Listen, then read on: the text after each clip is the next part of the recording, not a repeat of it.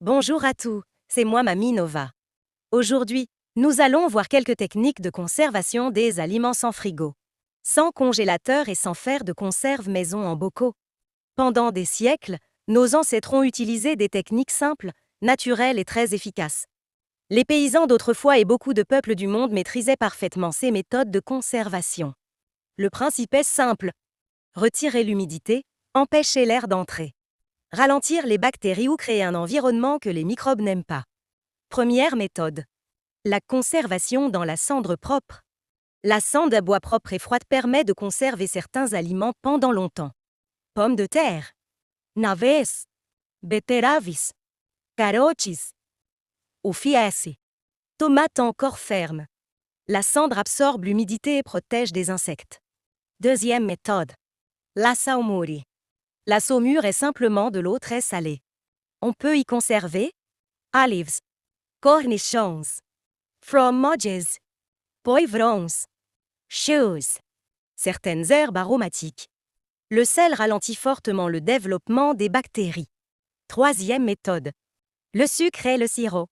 Le sucre est un excellent conservateur naturel. On l'utilise pour fraises, abricotes, cerises, figues, poires, agrumes. C'est le principe des fruits confits, des sirops et des confitures épaisses. Quatrième méthode est la vega. Le vinaigre modifie l'acidité et aide énormément à la conservation. On peut y conserver oignons, cornichons, ale, betteraves, concombres, pimentes. Cinquième méthode. La conservation sous huile. L'huile protège les aliments de l'air. Très utilisée autour de la Méditerranée. On peut conserver ainsi tomates séchées, fromages, herbes aromatiques, ale, poivrons grillés, olives. Sixième méthode.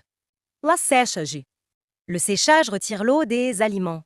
Et sans eau, beaucoup de microbes ne survivent pas. Viandes, poissons, champignons, herbs, fruits, tomates. Le séchage est une immense technique à lui seul.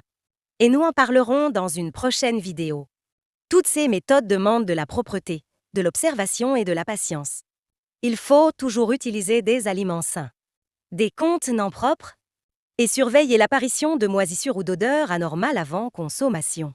Apprendre à conserver ses aliments. C'est aussi apprendre à improviser en cas de coupure d'électricité afin de ne pas perdre toutes les réserves que nous avons chez nous. Diversifier les méthodes de conservation